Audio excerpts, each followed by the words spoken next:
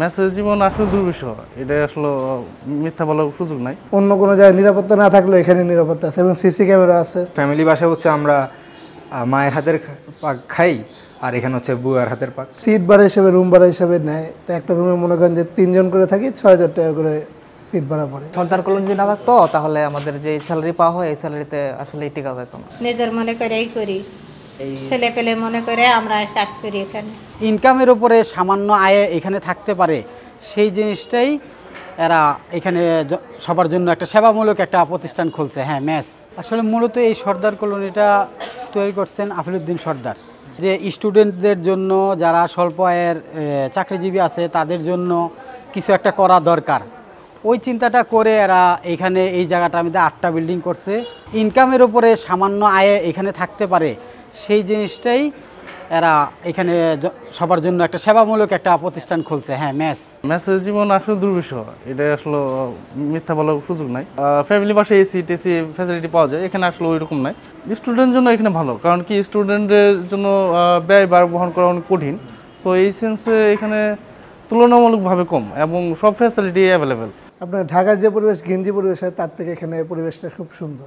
আপনার এখানে সিট ভাড়া হিসেবে রুম ভাড়া হিসেবে নেয়, তো একটা রুমে মনে করেন যে 3 জন করে থাকি, 6,000 টাকা করে সিট ভাড়া পড়ে। জনপ্রতি 2,000। অন্য কোনো জায়গায় নিরাপত্তা না থাকলেও এখানে নিরাপত্তা আছে এবং সিসি ক্যামেরা আছে। যখন আসি তখন 30 টাকা 25 টাকা বেতনে কামে আসি না, 40 টাকা বেতনে। এখন তো মনে করো রুম বেশি আজ 5 জন থাকে 2500, আর 4 জন থাকলে 2,000। আমরা মনে করেন কাজের মানুষ সেই হিসাবে আমরা কাজ করি না, আপন মনে করে নিজের মতো কাজ করে লই।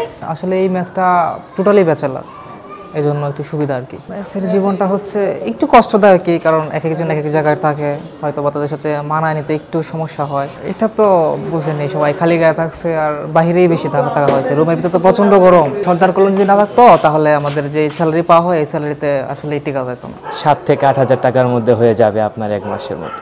এটা এক দিক দিয়ে সাশ্রয়ী, আরেক দিক দিয়ে নিরাপদ, কারণ আপনার সর্দার কলোনিতে স্পেশালি এই কলোনিটা 8টা বিল্ডিং নিয়ে গঠিত। এর জন্য আপনার ডেডিকেটেড একজন দারোয়ান আছে, প্লাস এখানে যারা থাকে তারা নিজেদের একটা সিকিউরিটির জন্য পরস্পরের সাথে একটা মিউচুয়াল আন্ডারস্ট্যান্ডিং থাকে। কষ্ট মানে কি, পাকের ঘরে তো রান্নাঘরে তো থাকাই যায় না, যে গরম আর যে রোদের তাপ, যে তো থাকাই যায় না। তারপরে আমরা কি করবো, আর গরিব মানুষ নিজের মনে করেই করি, ছেলে পেলে মনে করে আমরা কাজ করি এখানে। মানে 5 জন থাকলে 2500 দেয়, 2 জন থাকলে 2,000, 4 জন থাকলে 2,000 দেয়। জি, আসলেই সর্দার কলোনি সুস্থির, কারণ ঢাকা শহরে যখন আমরা বিভিন্ন জায়গায় ব্যাচেলরের জন্য বাসা খুঁজতে যাই, সবাই কিন্তু ব্যাচেলরদের ভাড়া দেয় না, দিতে চায় না। বাট এখানে একটা জায়গা যেখানে মানুষ চাইলেই কিন্তু সহজে ভাড়া পাচ্ছে। অন্যান্য জায়গায় ব্যাচেলরদের যেমন একটু ইয়েভাবে দেখা হয়, এখানে সবাই ধরেন একটা সমাজের মতো, ব্যাচেলররা একটা সমাজের মতো। ফ্যামিলি বাসায় হচ্ছে আমরা মায়ের হাতের পাক খাই, আর এখানে হচ্ছে বুয়ার হাতের পাক।